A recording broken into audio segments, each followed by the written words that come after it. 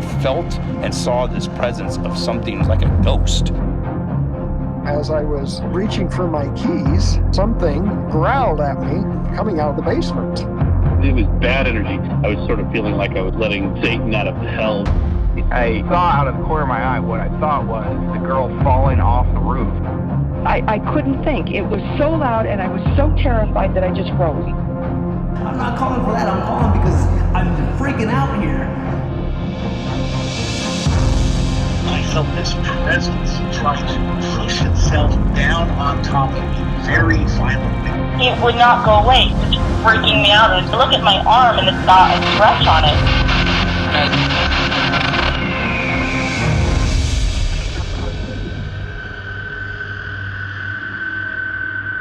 Welcome, everybody, to Ghosts of Greystone, Beverly Hills. My name is Clete. And I'm Chris. And we are those Keith brothers. And tonight, my friends, we're out of the second floor landing. Thank God.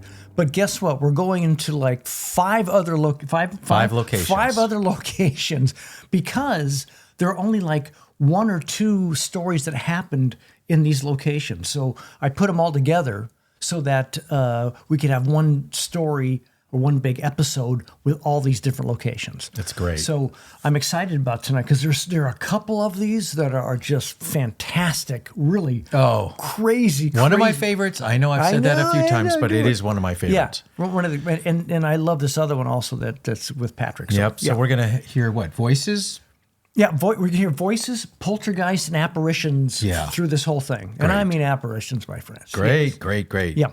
All right. So who are we starting with? We start with Andrea in Patrick's room. Oh, okay. Patrick's was the there was Larry, William, Patrick, and Timothy. So Patrick was the second to the youngest, and son of Ned. Yeah, and his room is upstairs, right across from where Kristen had that ramp. So nice. Yeah, so that's where Andrea was in that room right across from Kristen's office. This is prior to Kristen being in there, I believe. I think it was 2019 this happened. Okay. But this is a really interesting story. We're going to have Andrea tell you about that. All right. I can't wait. Yeah. These are good stories tonight. Yep. I was here filling in for Elva. So I was on the phone with my mom on my way here. It was around 7-something in the morning. So we were talking. I got here. I told her that I was coming to work. I never told her where I was going to, but I told her I have to fill in for an employee. She never asked. I never told her. I got in here in the property. We kept talking. I got into the mansion. We kept talking, and all of a sudden I could hear a child, like playing, laughing. I heard it, and I didn't say anything. Then my mom asked me, "Where are you at?" I'm at work. Where are you at? At work. And she heard the child laughing and playing as well. So I looked around, I looked outside. There was no one outside, and we could still hear the... How old do you think the child was? What did it sound like? Very, very young, maybe 5-6 years old. I couldn't say if it was a boy or a girl, but it was happy, laughing, playing. Wow. And your mom heard she it freaked as well? out. Yeah, she freaked out, and she asked me, "Where are you at? Are you at that mansion? That mansion, and are you at that what she said at the like devil's place, something like that?" She was mad at me because I didn't want to get out of the house. And I kept doing what I was doing until I finished. So. And where were you in the mansion when you heard? On the second floor, inside the restroom, between the 2 boys' rooms. On the boys? Oh no. Yeah, the one with the restroom with the fishes and stuff on the walls. The Jack and Jill restroom? Is that? Yeah. Connect? Yeah. So between Patrick's and Timothy's. Yeah. Was that? Yeah. There. So I went outside, not outside. I went to the window to try to see. I went across the hall to see if it was something in the courtyard. There was no one, and we could still hear them. How long was the laughter? I can't tell exactly, but it was was there for a while, like, can say 3 minutes or more. Yeah. That long? Yeah. Because at first I wasn't paying attention. I thought that someone was there. I thought because people were coming in early. I saw a couple coming in before they opened the because the gate was open, but the park was not open. They just sneak in. But it was just a couple of Asian people. That was it. With no child? No child. So I thought, oh, maybe someone else sneaked in. It was too early. But it sounded like it was inside the house? No, it was inside the house. Was there like an echo to it? Yeah. There was an echo to it? There was an echo to it. Wow. Yeah, but at first I thought it was outside because I was with my mom on my headphones. And then I took one off. Isn't that crazy? She thought the sound, what was that about the headphones? Yeah, she thought possibly that it might have been, well, I guess she was saying outside. Right. So she took one of her ear pod things off and listened and didn't hear it outside. Wasn't hearing No, it. It was inside. on her. Yeah. Yeah, it was inside. And you know what? She's had, I don't know if we're doing those. We haven't got to these other episodes yet, but there are other episodes, and it may not come out in the ones ahead, that Andrea had conversations with people outside of the property when she was coming in, and the most bizarre, strange. One was with her mom. Like, I thought that's what this one was going to be. No, but that's a really strange one too. We have that one? Are we? We haven't got there yet. I don't even know. Okay. We haven't built these shows yet. So. Okay. Yeah, but is that pretty crazy? Yeah, I love that. You titled 7:30. That was in the book titled Devil's Playground or something where the Devils play. Where the Devils play. Yeah. Right. And that at 7:30 in the morning, there's nobody there. There shouldn't be anybody in the park anyway. And like she said, there's somebody snuck in. How did a couple people get in there? Because well, do they leave the gates half open? Probably open them up for Andrea, or she had keys or something. And sometimes, the parks guys come in to start early morning with wash down and all that stuff. So they could have left it open. Yeah, they put a sign saying no entrance, but people will drive. People always come in, so they don't care. Yeah. But I love that story. Yeah. And because I know all these other stories that have happened to her, just like that one, when she's on the phone, crazy things are happening around her. Well, that was up on the second floor landing where pretty much several of the children's rooms are, right? Yes, yeah. And Timothy and Patrick. Going west from there, you have the master bedroom. Is that correct? Well, the master rooms. Yes, the master suites. So when you're going west, you're going to the master sitting room, which we used to call Mr. Dohany's room, because they would sleep separately. They did that back in those days, and from what I understand, some relationships they still do. Huh? Yeah, but so there's the master sitting room, which is his room. Then there's a bathroom, which is his bathroom. And then there's a massage room, and then there's Mrs. Doheny, the master bedroom, and then the master dressing room. Okay, that's all on the west side of the property. Okay, well, this one in the master sitting room, has to do with Barbara. Okay, hi Barb. This took place, by the way. It's short. It's very short, but it seems to be a theme of the mansion. Yeah. And this took place back on July 2nd, 1989. How do you remember that? That's not on here. Yeah, July 2nd, 1989, because of the person who got married. It's gotcha. In if you look it up on Google or whatever, you'll know. All right. And by the way, we'll hear that. Yeah, I don't know if she'll probably say it. Yes, she does. Does she? I think so. Yeah. But also, this is the same night that, remember Brennan Knight down in the basement? And he said, I felt like I was letting Satan out of hell. Right. This is the same night. Oh. Yeah. Oh. With what happened to Barbara, it's the same night. Oh, that's crazy. Isn't that wild? Oh, wow. Yeah. So let's hear Barb. All right, let's hear Barbara. One of our faves. Yep. James Woods was married at Greystone, and you can probably, I don't have the date, but I'm sure you can look it up. And at the end of the evening, when it came to cleaning up, locking up, now I think Elon was one of the Rangers. I'm practically... You weren't able to get a hold of Art Ball? I don't know how to find Art Ball. I mean, if you try to find him on Facebook, it's Art Ball. There come, thousands. Ball? I mean, you just get a lot of Art Balls, Okay, Art Ball, and the other one that this was, by the way, James Woods. This was in 1989. Oh, okay. I'm looking 89? it up. Yeah, I'm looking it up right now. When he married Sarah somebody?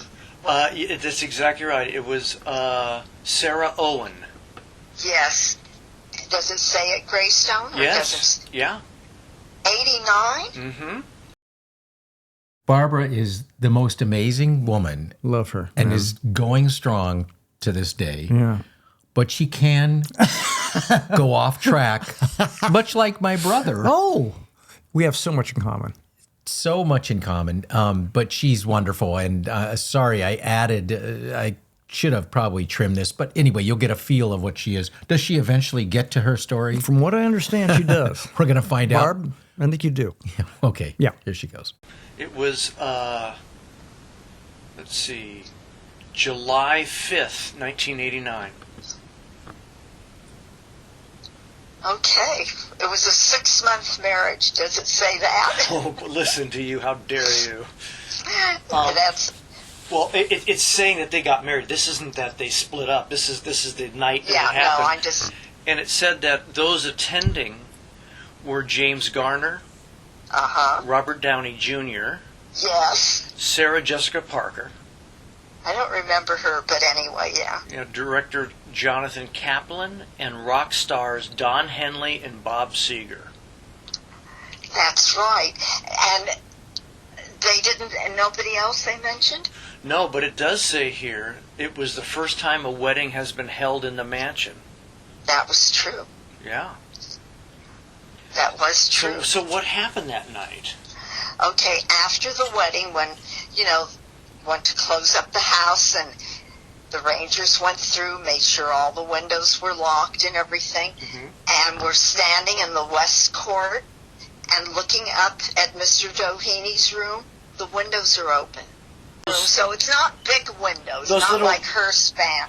Those bay windows. Yeah. Okay. There's 2 of them. One. And the window was open. And so the ranger, they looked at one another, said, well, someone must have left it open. Went in, closed the window, came back down, looked up, the window's open. And they did that 3 times. Finally, they said, okay, something's going on. Someone's, they don't want that window closed. And they turned on the alarm, which at that time there was some semi-alarm. Yeah. Locked the house up and left. Wow. We finally got to it. Short, but that's interesting because Steve had. That's right. Right? Yeah. So Steve Clark, Ranger Steve. His first story that he told me, and I think I mentioned this in one other program, his first story when he first started, when I first started together, was that he locked the mansion, and up in the servants' wing at our break room, that window was open. Right. And he thought he closed it, and he went and closed it, came back out, it was open again. So who's Tony? Who's Tony? It says Tony had an experience with the windows open. Do you know who that is? Was it a ranger? Yeah. God, okay. Thanks for reminding me.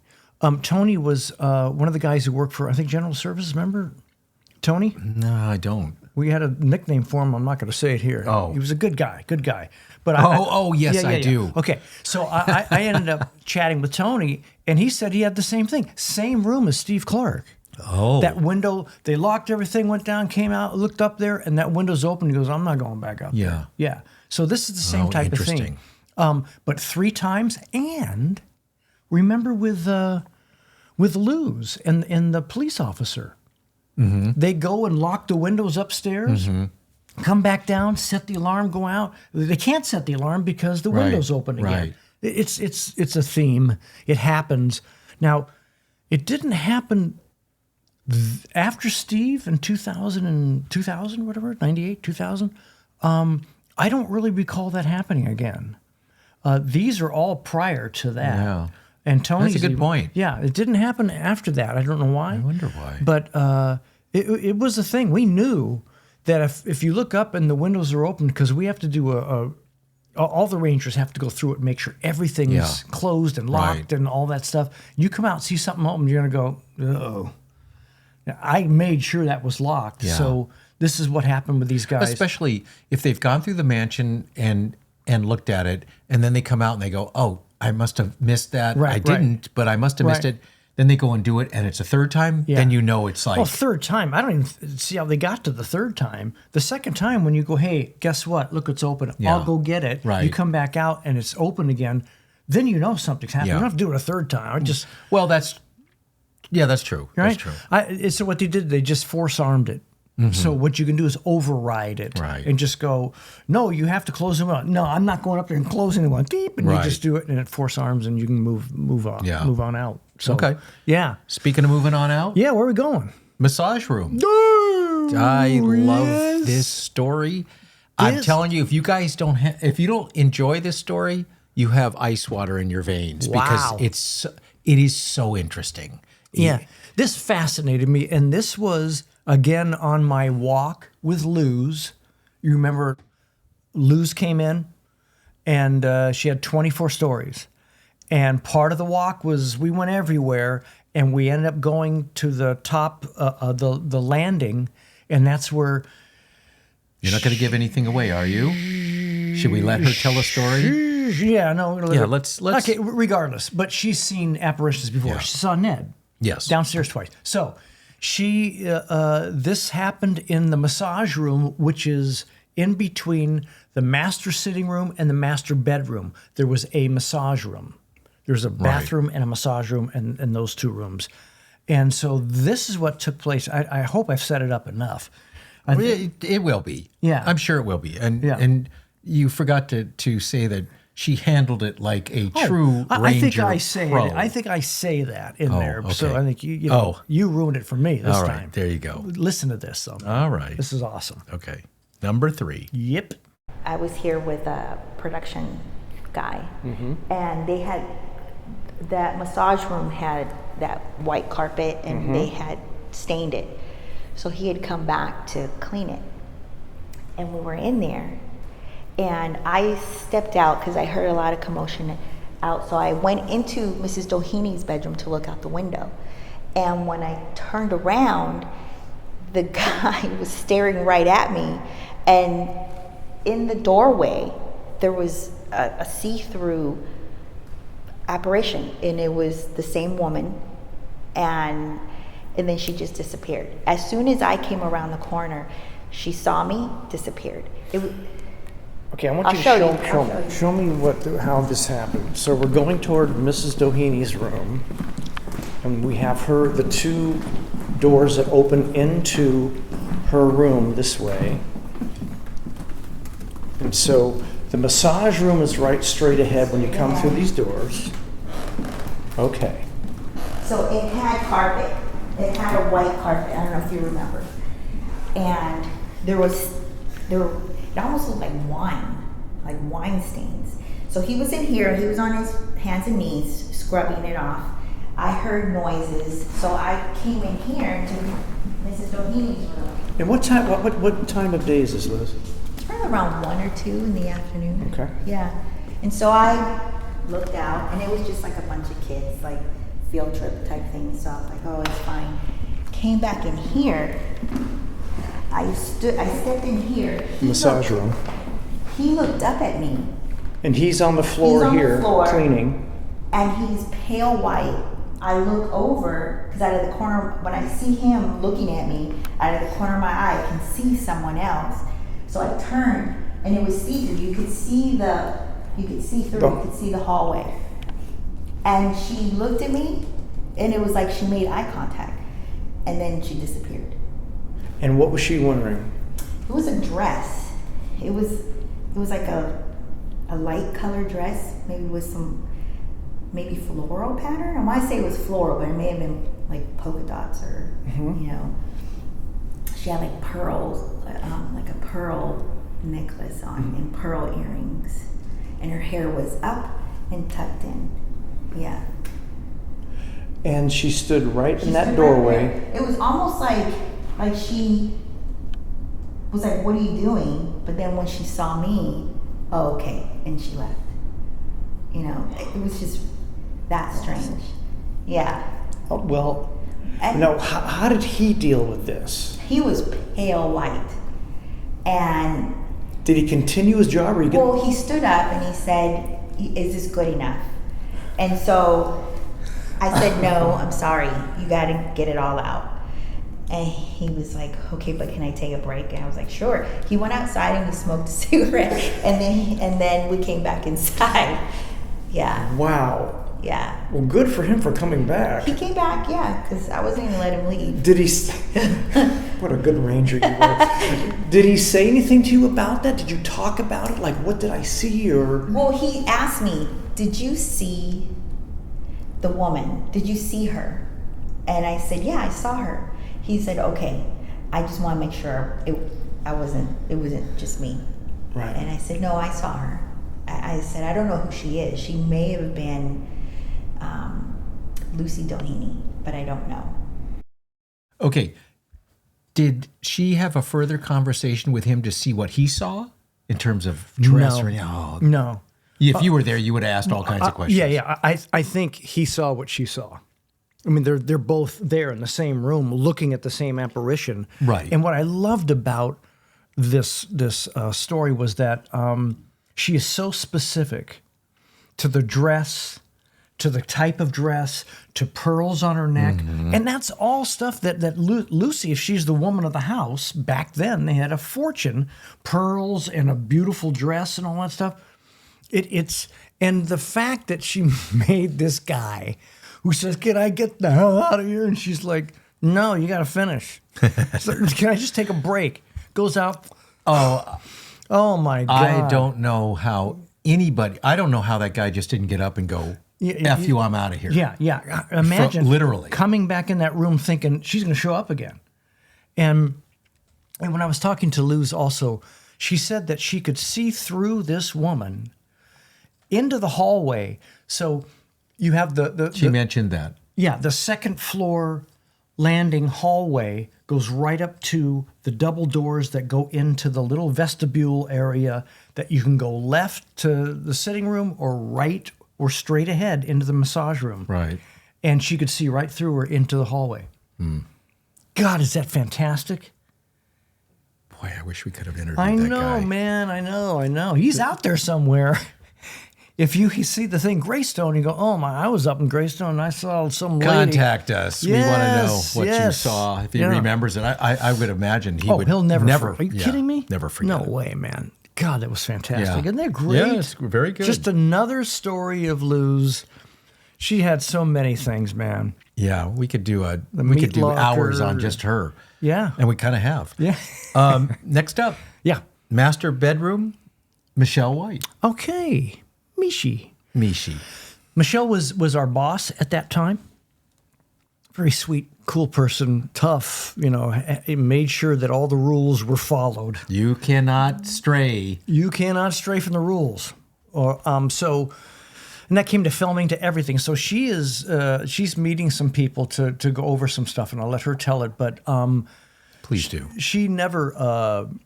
I think this was the only thing that ever happened to her in her years that she was there. But she didn't go into the mansion that often. Oh, she was down at the gatehouse? Down at the gatehouse doing work, going to meetings, coming back, all that stuff. So So this is one time when she did go into the mansion, something happened. Which was an interesting story. Okay. Want to hear it? Yeah. All right. Okay, so I was standing in Mrs. Doheeny's bedroom, and it was me, Chris Williams. I'm pretty sure it was Chris Williams, and Anne, who was the historic. She was sort of a historic liaison, helping us with. We were looking at the floor to refinish it, to make it back to what it was, and Charlie Ackerman. Is he still here? He retired like a year and a half ago. Yeah. So we were standing, and we all know that the mansion was closed to the public, locked it very carefully when we came in and out. And I hear Michelle, but it was a hollow Michelle, like you might hear when your hair dryer's on. You might hear someone call your name. Has that ever happened to you? It's happened to him. So it was a hollow Michelle, and they just kept chatting away. We were standing in a circle, and they just kept chatting. We were all just like this. And I said, excuse me, did any of you just hear someone yell out my name? And they said, we didn't hear anything. All three, none of them heard anything. So I said, I heard something, so I'm just going to go walk around and see if... And I go out into the hallway, and there's actually a person in here. And I said, oh, I'm sorry, the mansion's closed to the public. And he said, oh, I didn't know. I got in through the front door.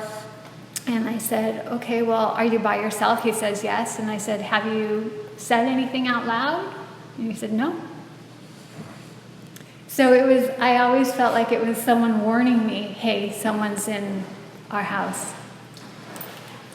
And I was telling Daniel before you got up here that I always felt sort of welcome here. Like there was just a weird feeling of thank you for taking care of this house. Thank you for caring about this house. And I just always felt such a connection to it, such a warmth. Like I was welcome here.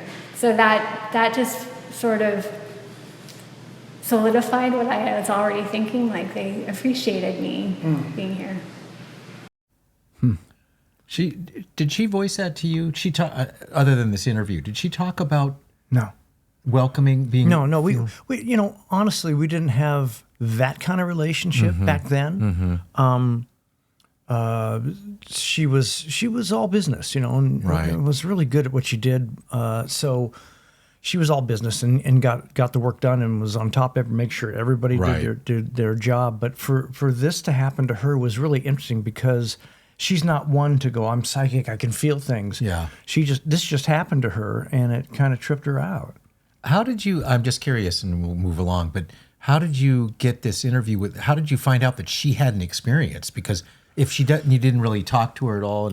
Yeah, no. Do you remember? I don't really recall. I think she may have contacted me to say she'd like to come in with a friend at that time for just a walkthrough. Could you give us a walkthrough? And I was working there then, and I said, yeah. But I was writing a book, and I said, did you ever have anything happen to you? I think that's what happened. Oh. She goes, yeah. I go, let's go up. So that's when you were writing. Obviously, you did this for that. And you found out that she had an experience, and you said, hey, I'd like to interview you. Yeah, now that you're here, let's go up and go up there and talk about it. All right. Yeah. A great person, too. Wow. What a beautiful person. So. All right. Yeah. Next segment. We're moving fast. Look how we can go. This one with Patrick is really great. I know I keep saying this is a special. The massage room was just to me because I've heard it so many times, and that was so much fun. And it loses crazy to keep the guy there to finish the job. Fantastic. But this one with Patrick, it's in the master dressing room. Yeah. So this is fascinating. This is a winner. This one, because when he told me, I was like, what? I couldn't believe it. And then I got Patrick to go with me into the master dressing room and tell me the story, what happened to him.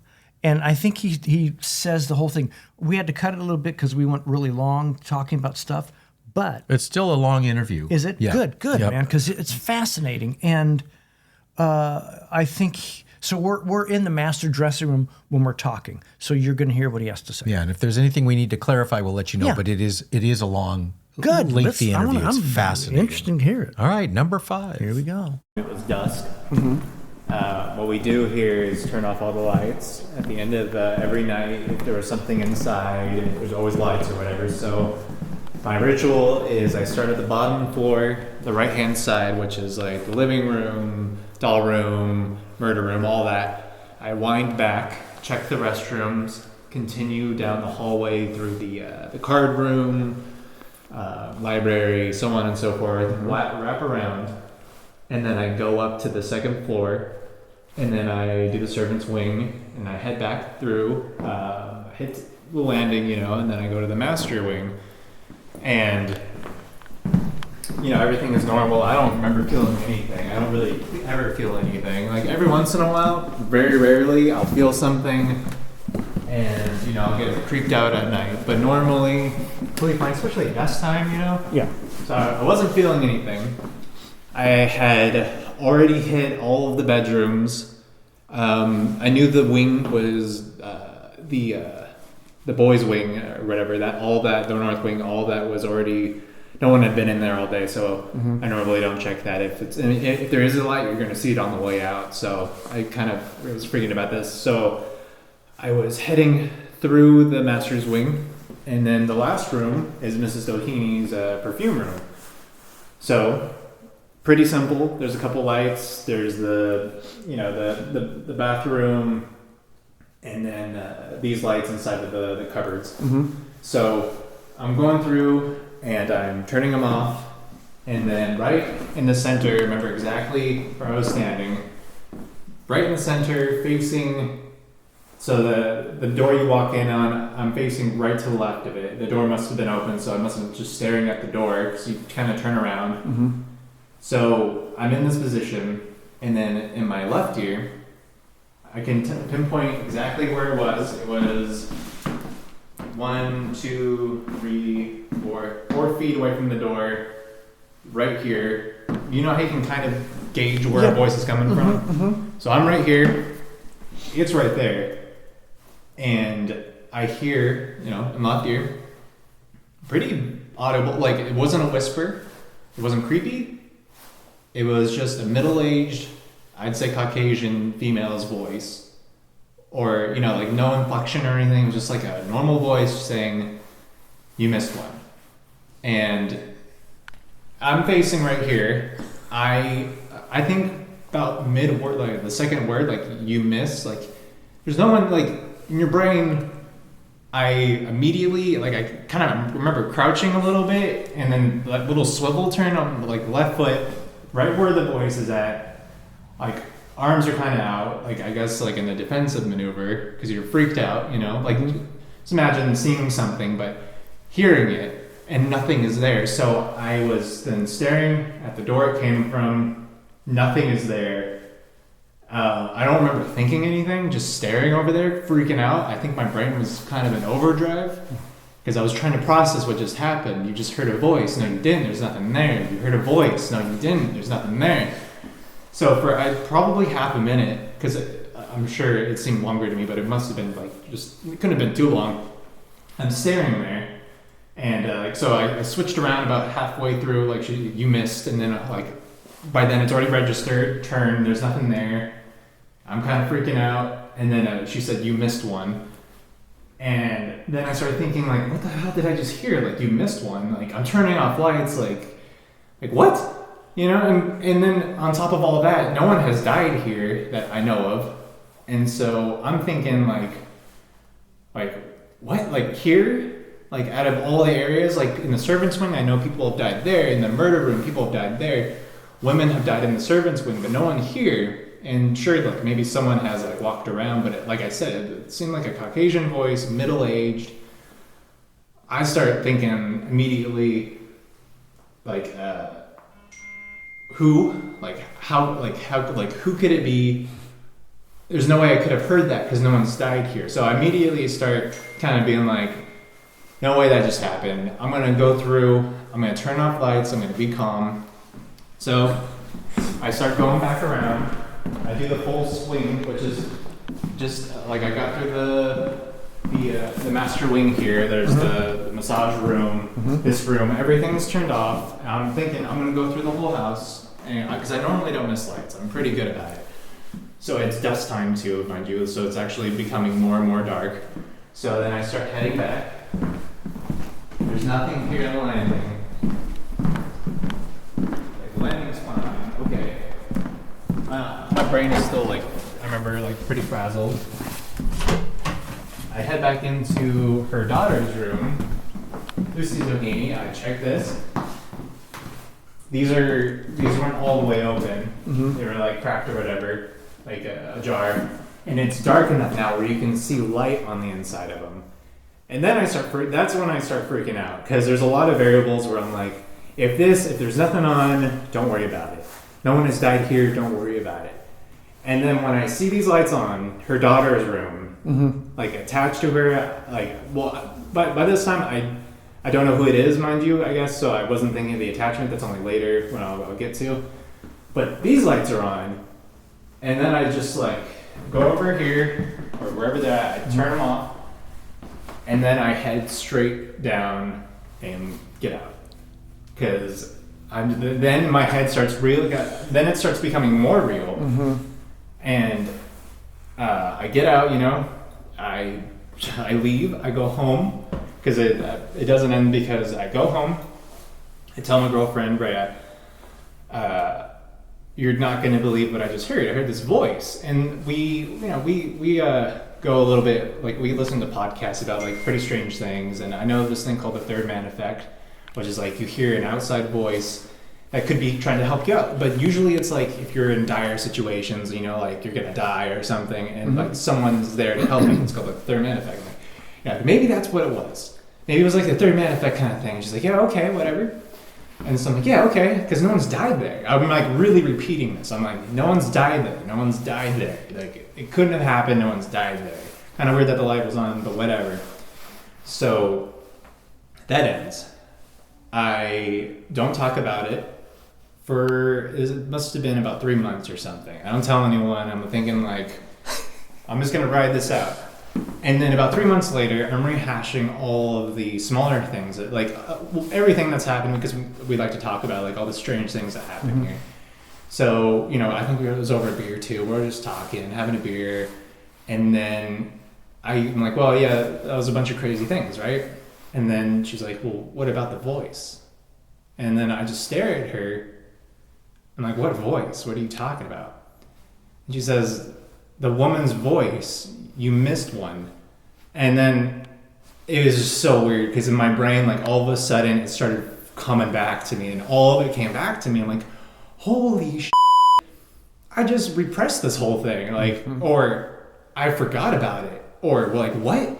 Like, what, do you do that? Like, is this what repression is? Like, and then I started freaking out. I'm like, something crazy must have happened then. Like, if I willingly like wanted to forget it, to move on from it or something. And then that's when I start freaking out, like on a whole nother level. I'm working with Chan, and I'm telling him about the story, like, because like, isn't it kind of crazy, and I kind of forgot it, but no one died over there, so maybe, like, once again, maybe it's just me, maybe it's my head.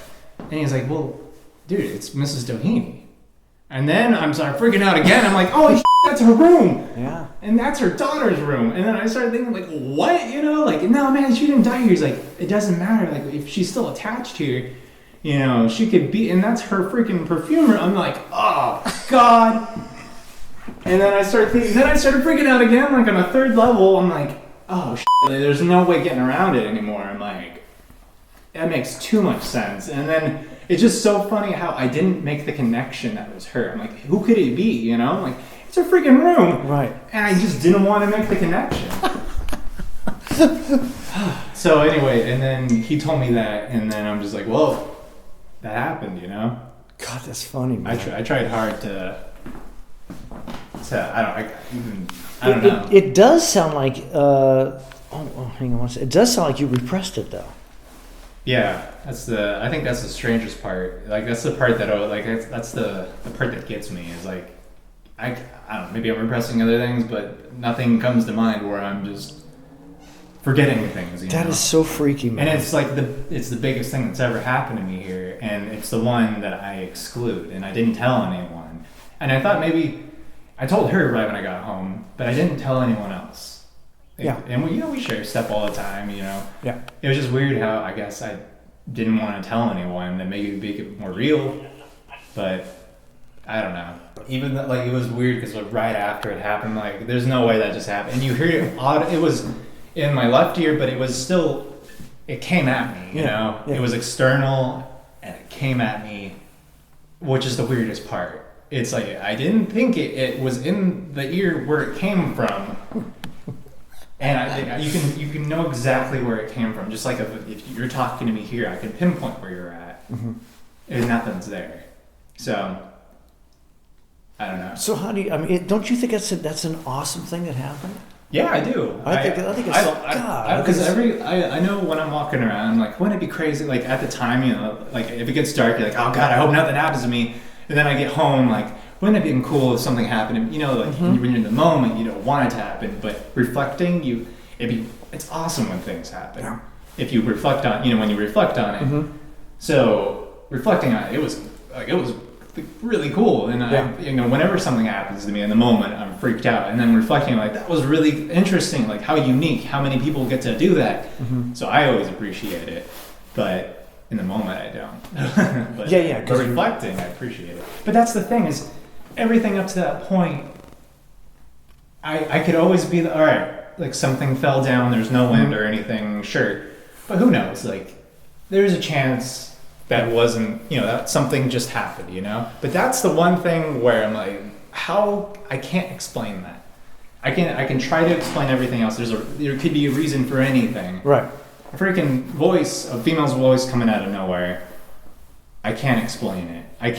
I'm like, I don't know. I could try, but that one leans so far to the side that that's something I can't explain. Like I could. It would be almost more skeptical.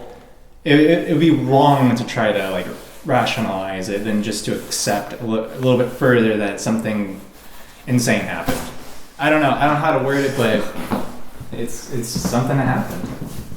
That happened pretty soon after I started too. I think that's one of the reasons why I didn't tell anyone, because I thought everyone would think I want attention or something. Because I remember it wasn't like the first couple months, it was after that. I think it was when I got a regular shift here, but it was still too early. And working here where I'm just like, I can't tell anyone. They're like, things will happen to people until way down the line. And so I think that's part of the reason I didn't tell anyone. Isn't that funny? That's his thought process, is that things happen, you have to be there a while, and then things will happen to you. But remember, a lot of the majority of people, Tony and Glenda, the vendors, the catering vendors, they'd never been there before, and things happened to them. Remember the woo in the kitchen? Right. So it has no bearing on how long you're there. It's whether they want to connect with you or not. Right. This is so great to me.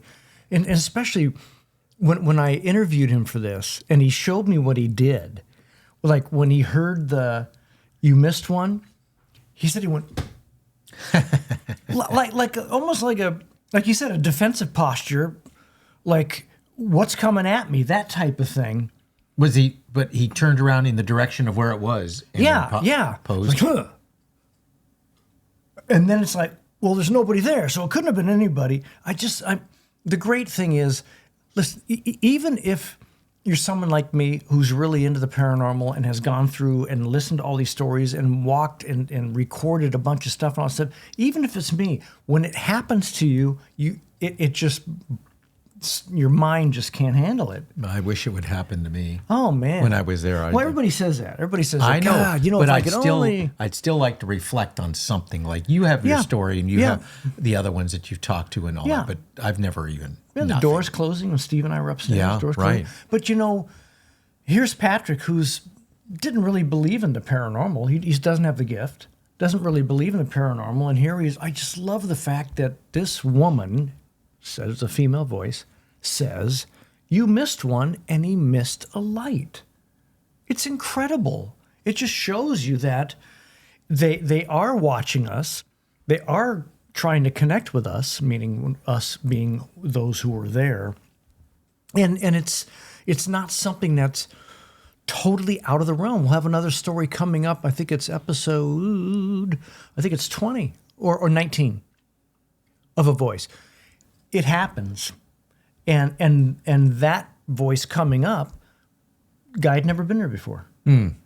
So it's like it has no bearing whatsoever on how long you've been there. Or he's been here 10 months now, or he's been a year and a half. It should happen. Let's talk to him. Hey, you missed one. Oh, you're being the ghost. Yes. Oh, okay. Yes. All right. Thank you. That was my acting right there. Okay. Yeah. Stick to the podcast. Isn't it fun? Wow. Isn't it funny how I don't know. When I interview people, there's that thing of sometimes of me like reiterating, because that's what I'm trying to get across to the audience, that, okay, so this woman is standing in the door, and then last night I watched Hummel Houser, and I do exactly what Hummel Houser did. He's a guy who was on I love Hummel Houser. KCET. California. California Gold, and so he. What's the name of his show? California Gold. That's California Gold. And so he would. He is passed now, but he would go to all these places Fabulous in California. guy. Great. Just a nice. All these places in California, and he would say, like last night, he's talking to the guy Hearst, who was up in Hearst Castle, and the guy would say, so here he'll. All these pastures, it's 128 miles, complete miles around this whole place. This is all William Randolph Hearst's land. So you're saying that all this land around us here, 128 miles, is owned by William Randolph Hearst. Now, the guy has just said that, and he just reiterates. Yeah, but why does it sound so interesting when he I don't know, repeats man. it? I don't know. I actually met Hummel. Did you? Yes, I did. We were at I was volunteering help at a Special Olympics at UCLA. Oh, man. And it was the swimming and stuff. And he was there? Oh, yeah. Nice. He was doing a piece on. Oh, was he? Okay. Dig him. Great show. Really nice Really guy. cool thing. Yeah. Okay, so that's that with Patrick. And Patrick, what a great story. And thanks for sharing that with us, because it was like one of my favorites of Thank you, Patrick. the whole book and everything. And to be there with Patrick and listening to him tell me. And you can, and the last thing, but you can see how verklempt, I don't know what other word to use, when he's telling the story. Did I just hear that? Maybe I did. No, I'm not. Maybe I did. He was so frenetic telling me the story, because it was, remember, we're back in the house. Right. And he's like reliving it. So I go over here and I look at these clocks. Can you tell me what he was doing? Because it sounded like, was it his jacket? I mean, the noise, it would sound like he was packing cloth or something. The noise that was on there. Oh, no. Maybe Maybe a jacket's on. I think his nylon jacket. Yeah, Ranger jacket. Because he's moving all the time. Yeah, that's probably what it was. So he was in the dressing room, and then he heard you missed one, and then he walked out to leave. He goes, I don't miss anything. He walks out and he goes into Lucy's dressing room, the daughter's dressing room, and there's a light on inside her cabinet. That's a trip. The only light in the house inside that cabinet. Shuts it off and gets out. Well, he missed one. He sure did. God, I love that. That was a great was a great interview. Yep. Where are we? We're wrapping up. Oh, wow. That was a fast one. We've got the sound of the week. Okay. Midnight Bam. Wow, that sounds interesting. Well, remember, so we know this is at midnight, right? So let's see. You have it on there, so it must have been at midnight, and it was in 2015. Okay. All right. God, right around that area, 15. December 15th, 2015, when I had the gun bang. Yeah. So this is 2015 as well. It was a big year. Yeah, man. A lot of noises. And I think we did a design show too that year, or car show, whatever. And it always brings out, everybody goes nuts. Okay, let's hear the big bang here. Let's hear it.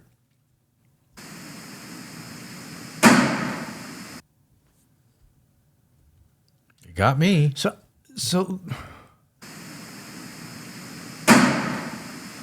hear the echo in that? Once again, it's inside the house. It doesn't sound like it's metal. It sounds like it's something hitting maybe wood or something. Or and when you're recording these, which is the second floor near the portal, right? Yeah. when you're recording those, when you're listening back to your recording, you're sitting there writing and you're just listening to white noise as it's going through. Yeah.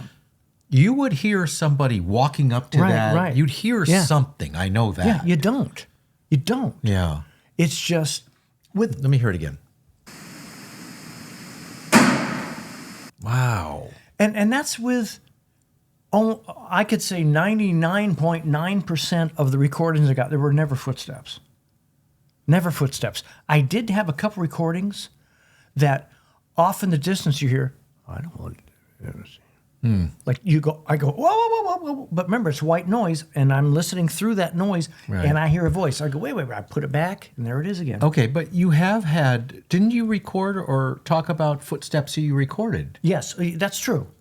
But that was in a different area, and that's in the stables. Okay, and down in the stables. Yeah, and I wonder if I have. Oh, maybe I'll throw it in there. All right. Well, we'll add that to it. Okay. In that area, right. Because yes, I mean, and this is, remember Tony? Do we have the recording? I do. Oh. Remember Tony? Tony was the guy who said he saw a window that was open also. Tony Gardino or something. Sorry. He's not in the book. He's the one. Yeah, he is. Is he? Yeah. Oh, then. He's the one who told me one day, he says, I was down in the stables.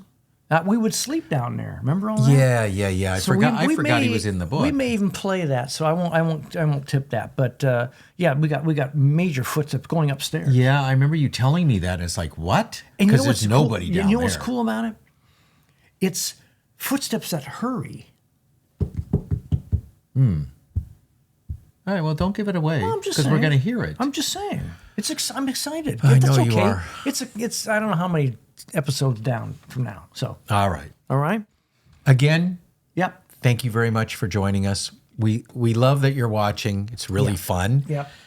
If you like the show, make sure on YouTube you subscribe, ring the bell.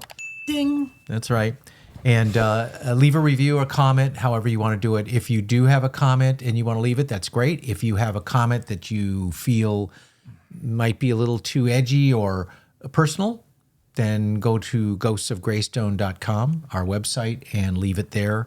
We will get back to you. We check all messages and things like that. Yep. Especially if you've had a personal experience at Greystone. Clete wants to know. Tell He's me. all about it. Yeah, man. Please leave that in the comments. Yeah. Whether it's on our website or YouTube would be great. Yeah. And Yes. buy the book. Oh man, then the book is here. There you go. We still have one book left. We have, that you can buy. We're actually promoting it. Yeah. God bless So us. here it, yeah. You really look at it, and I'm going to do a little turn. All right. They don't care. So they're going to buy the book. So you're selling you're telling me you're selling the book. You're selling the book. Next is episode 17 has voices, apparitions, poltergeist, screams, and what was the other thing I have? Being pushed. Someone was And where pushed. is it? This is in the attic. in the Let me tell you something. I don't think my story's in this one. But I had something happen to me in the attic. Maybe You can discuss it if we have enough time. Wow. We don't want to run Are you long. running this? Yeah, well, I'm it trying sure to. sounds like it. All right. What the hell? I lost all control. Okay. Well, listen, thank you so much for being here. We really do appreciate. We're winding down now on the shows, and it's kind of We sad. got 4 more. We got 4 more, but this has record. been really wonderful. Yeah. And you have to, like with Patrick. Can I use this? Patrick, just because you can't see it, and Patrick will tell you this, doesn't mean it isn't there. You missed one. Have a good night. 100 horses in 5 freight trains couldn't drag me into that early grave.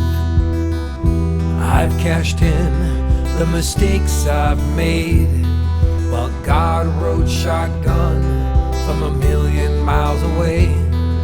I don't wake in sorrow, I don't walk in shame, I don't deal in hearsay, I don't dwell in blame.